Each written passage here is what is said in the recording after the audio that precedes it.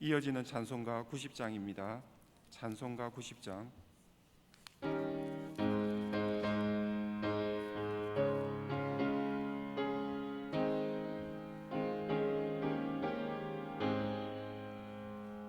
주 예수 내가 알기 전 날 먼저 사랑했네. 그 크신 사랑 나타나 내 영혼 거듭났네. 주 내 맘에 늘 계시고 나 주의 안에 있어 저 포도 비유 같으니 참 좋은 나의 친구. 내 친구 되신 예수님 날 구원하시려고 그 귀한 몸을 버리사 내 죄를 대속했네. 나 주님을 늘 믿으며 그 손을 의지하고 내 몸과 마음을 바쳐서 차까지 충성하리. 내 진실하신 친구여 그 은혜 내려주사 날 항상 보호하시고 내 방패 되옵소서. 그 풍성한 찬양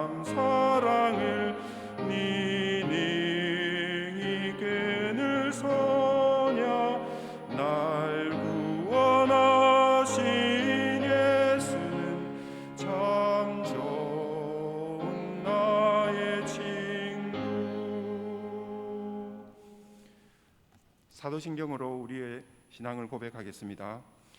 나는 전능하신 아버지 하나님, 천지의 창조주를 믿습니다. 나는 그의 유일하신 아들 우리 주 예수 그리스도를 믿습니다. 그는 성령으로 잉태되어 동정녀 마리아에게서 나시고 본디오 빌라도에게 고난을 받아 십자가에 못 박혀 죽으시고 장사된 지 사흘 만에 죽은 자 가운데서 다시 살아나셨으며 하늘에 오르시어 전능하신 아버지 하나님 우편에 앉아 계시다가 거기로부터 살아있는 자와 죽은 자를 심판하러 오십니다. 나는 성령을 믿으며 거룩한 공교회와 성도의 교제와 죄를 용서받는 것과 몸의 부활과 영생을 믿습니다. 아멘. 정의영 목사님께서 말씀 전해 주시겠습니다. 하나님 말씀 보시겠습니다. 출애굽기 14장 19절에서 20절까지 말씀입니다. 출애굽기 14장 19절과 20절 말씀입니다.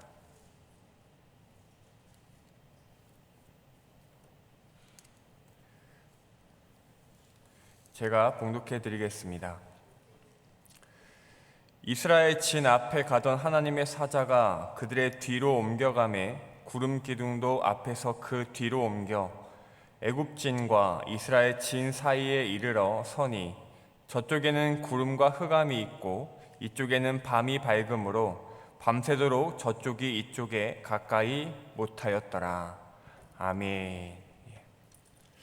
오늘 본문은 아주 유명한 그리고 상상만 해도 생각만 해도 전율이 흐르는 아주 멋진 이 기적의 이야기입니다.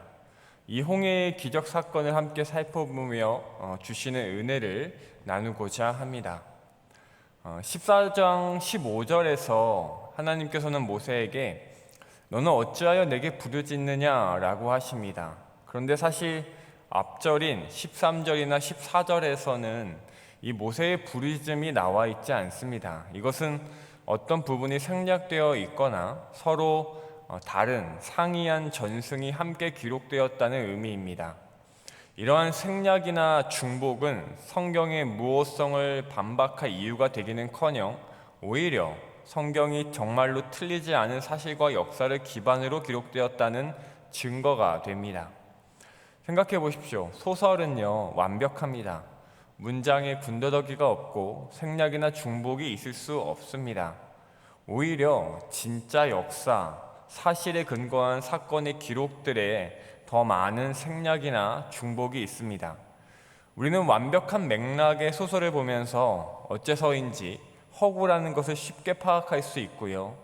생략이나 중복이 있는 역사의 기록을 보면서 어째서인지 더 진실인 것을 믿을 수 있게 됩니다. 성경은 무오합니다. 중복도 있고 생략도 있기에 더 확실히 믿을 수 있습니다. 물론 믿어지는 은혜가 반드시 필요하지만 말입니다. 모세가 하나님께 부르짖었던 것 같습니다. 13절과 14절에서 사람들에게 자신은 하나도 걱정이 안 되는 것처럼 당당히 가만히 있어 하나님께서 행하시는 구원을 봐라 라고 소리친 것과는 달리 불안했나 봅니다. 그래서 하나님께 모세가 부르짖었던 것 같습니다. 그럼 모세에게 하나님께서 말씀하시는 거죠. 15절에서 그렇게 얘기하시는 겁니다. 왜 나한테 부르짖니? 너는 그냥 이스라엘 백성들과 함께 앞으로 나아가라 하십니다. 앞으로 나아가라, 이 말이 참 멋진 것 같습니다. 우리 하나님이 참 멋있으시죠. 앞으로 나아가라 하십니다. 이 말이 더 멋있는 이유, 이 말을 멋있게 하나님께서 하실 수 있는 이유를 조금 후에 이따가 말씀드리겠습니다. 나아가라 하시고는 하시는 말씀이 모세더러 바다 위로 손을 내밀라고 하십니다. 지팡이를 한 손에 들고 손을 내밀면 바다가 갈라질 거랍니다. 그리고 뒤쫓아오는 그 애굽의 군대로 말미암아 하나님께서 영광을 얻을 거라고 말씀하십니다. 그렇게 말씀하시고는 이스라엘 진 앞에 가던 하나님의 사자가 그들의 뒤로 옮겨 가십니다. 하나님의 사자를 따라서 구름 기둥도 뒤로 움직여 이동했습니다. 그렇게 되는 바람에 이스라엘과 애굽 군대 그 사이에, 이스라엘 진과 애굽의 진 그 사이에 구름과 흑암이 생겼습니다. 정확하게는 애굽 군대가 보는 그 앞이, 정면이, 그 전방이 흑암과 구름으로 덮였습니다. 그래서 애굽 군대는 제대로 전진하지 못했습니다. 어쨌든 앞에 있는 그 이스라엘도 군대가 있거든요. 그 군대와 싸워야 하는데 그 흑암과 구름 때문에 제대로 전진하지 못했습니다. 20절에 보니까요, 그들이 밤새도록 움직이지 못했다라고 나와 있습니다. 모세가 바다를 향해 손을 내밉니다. 홍해 사건에 관한 만화 영화나 영화에 보면 모세가 멋지게 지팡이를 바다에 꽝 내리치는 그 장면들이 있는데 그것은 사실과 다릅니다. 지팡이를 쥐고 있기는 하지만 내리치지는 않았습니다. 단지 손을 내밀었을 뿐입니다. 모세가 바다를 향해 내밀자 바다가 갈라집니다. 재미있는 것은 그냥 바다에게 명령하셔서 갈라지게 하실 수도 있었을 텐데 바람을 사용하십니다. 동풍이 밤새도록 불어서 바닷물이 물러갔다고 21절에 기록되어 있는 것처럼 말입니다. 또 재미있는 것은요, 밤새도록 바닷물이 물러갔다고 합니다. 그냥 한순간에 물러가게 하실 수도 있었을 텐데 말입니다. 개인적으로 이 부분을 묵상하면서 그런 생각이 들었습니다. 그 신비한 기적의 순간은 길수록 좋기 때문이 아닐까 하는 생각이 들었습니다. 기적의 순간이 길수록, 그 놀라운 순간이 길수록 우리는 더 명확히, 더 제대로 그 순간을 기억할 것입니다. 그래서일까요? 바다가 갈라지는 그 기적은요, 밤새도록 진행되었습니다. 그래서 이 밤새도록 애국 군대는 이스라엘에게 가까이 오지 못했습니다. 그 사이에 하나님께서 계셨기 때문이죠. 이스라엘 진과 애굽 진 그 사이에 하나님께서 계셨기 때문입니다. 이스라엘 백성들이 바다를 건너갑니다. 마른 땅을 지나갑니다. 얼마나 놀라운 순간이었을까요? 좌우에 벽이 된 그 바다를 보면서 어떤 기분으로 그 길을 걸었을까요? 애굽 군대들도 이제 그 길을 따라옵니다.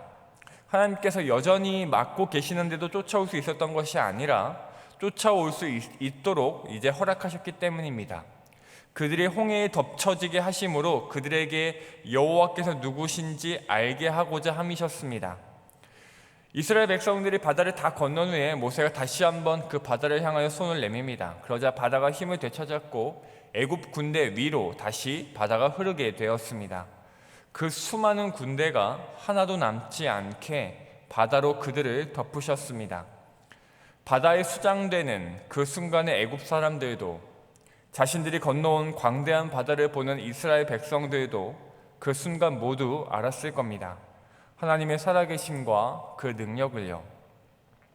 사랑하는 성도 여러분, 저는 우리가 하나님의 살아계심을 알게 되는 순간이 그 장면에서 바다를 건넌 뒤 그 바다를 보는 순간이었으면 좋겠습니다. 넘치는 바다 속에서 허우적대는 순간이 아니었으면 좋겠습니다. 이 두 개의 순간 모두 다 그들은 하나님이 누구신지 알게 되는 경험을 했습니다. 그러나 과정과 결말은 달랐습니다. 쉽지는 않지만 하나님을 믿음으로 그 길을 걷다가 그 여정 중에 일하시는 하나님을 발견하는 것과 하나님을 믿지 않음으로 걷다가 후회와 절망으로 하나님을 발견하는 것은 너무나 다릅니다. 우리가 건넌 바다를 다시 보면서 하나님의 살아계심을 경험할 수 있기를 바랍니다.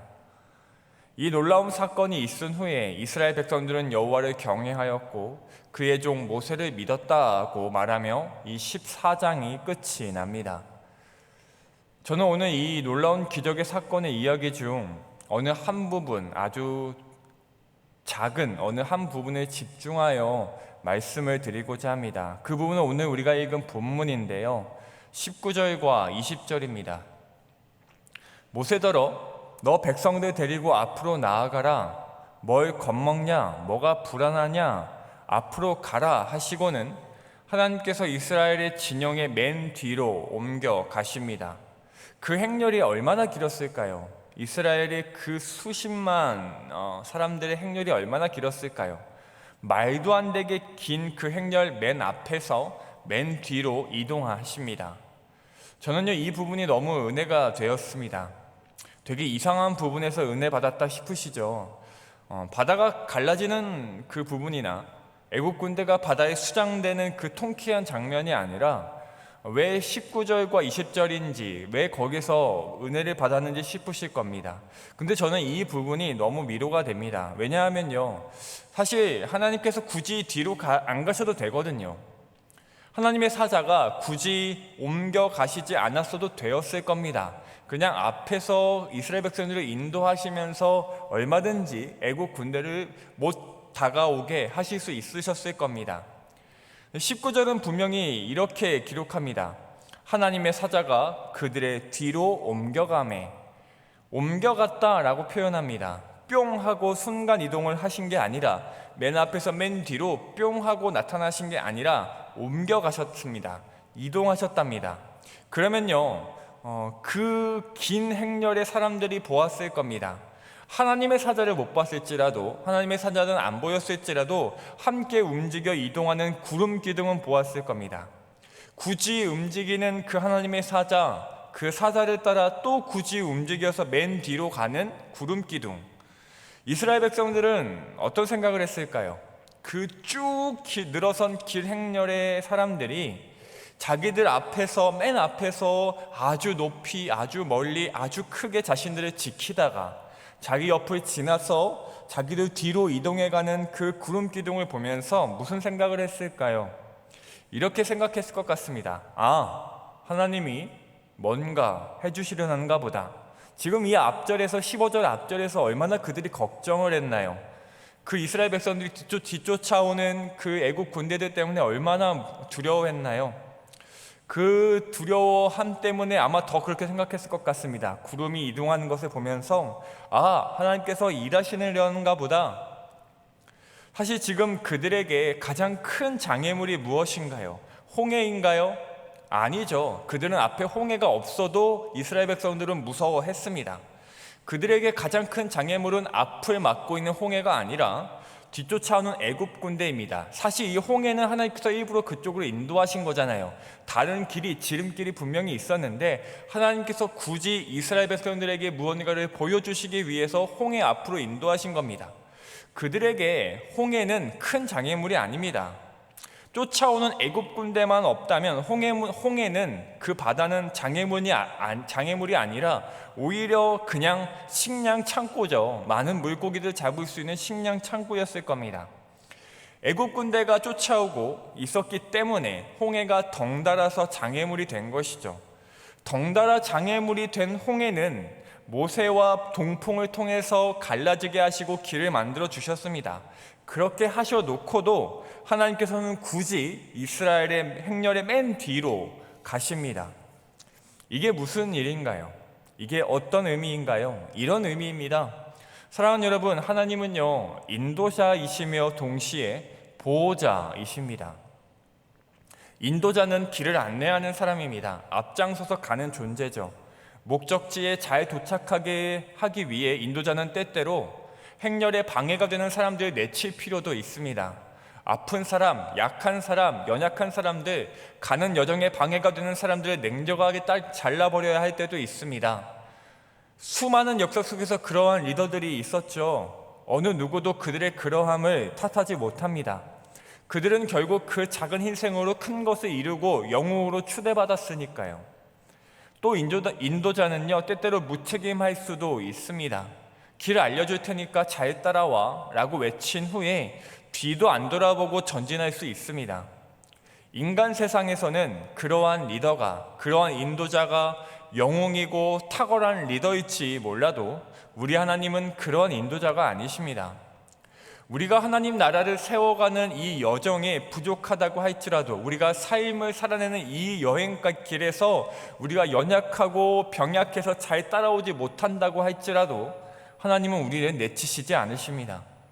하나님은 또 무책임하시지도 않으시죠. 길을 알려주시고는, 목적지를 알려주시고는 알아서 잘 따라와 봐라, 나는 분명히 다 알려줬다 하시지 않으십니다. 우리 하나님은요, 탁월한 인도자이신 동시에 탁월한 보호자가 되십니다. 지금 하나님이요, 그렇게 일하시는 거예요. 하나님은 분명히 인도자셨습니다. 천사를 보내시어 이스라엘 맨 앞에서 구름 기둥과 불 기둥으로 인도하셨습니다. 이스라엘은 모두가 그 기둥들을 보며 걸어갔습니다. 완벽한 인도자셨지요. 그런데 지금 가장 큰 장애물이 앞이 아니라 뒤에 있습니다. 사실 장애물이라고 표현하기에는 너무 가볍죠. 맹수입니다. 내 얇은 이 허벅지 정도는 한 입에 삼킬 이빨과 턱을 가진 맹수가 뒤쫓아오고 있습니다. 옛날 생각이 납니다. 제가 어릴 때 우리 동네에 아주 무서운 개가 있었습니다. 그때는 왜 그렇게 개가 무서웠는지 모르겠는데 제가 어릴 때 더 어린 제 동생과 그 동네를 돌아다니다가 어느 날 그 개와 마주친 겁니다. 근데 저는 자전거에 타고 있었고 제 동생은 그냥 걸어가고 있었어요. 근데 그 강애가 막 짖으면서 쫓아오는 겁니다. 너무 무서워서 저는 자전거에 페달을 밟았고 제 동생은 뛰었습니다. 누가 빠르죠? 제가 더 빠릅니다. 제 동생은 강아지에게 잡혔습니다. 그래서 지금 허벅지를 물렸어요. 지금도 그 흉터가 남아 있습니다. 저는 그게 너무 미안한데 아마 제 동생은 계속해서 평생 그 형이 원망스러웠을 것 같습니다. 저는 그렇게 자전거를 타고 도망갔는데 제 동생만 물렸다는 사실이 저한테는 아주 큰 후회로 남습니다. 여러분, 우리 하나님이요 그러시지 않습니다. 자전거 타고 도망가는 형이 아니죠. 우리 하나님은 그 뒤를 막고 서서, 동생이 뒤를 막고 서서 그 개와 싸우시는 분이십니다. 그래서 하나님이 그렇게 짠 하고 변신을 하신 거죠. 인도자에서 보호자로 역할을 바꾸신 겁니다. 우리가 연약하다고 내치지도 않으시고 알아서 따라오라고 냉정하게 말씀하시지도 않으십니다. 그 긴 행렬을 지나서 맨 뒤로 가셔서 이스라엘을 지키셨습니다.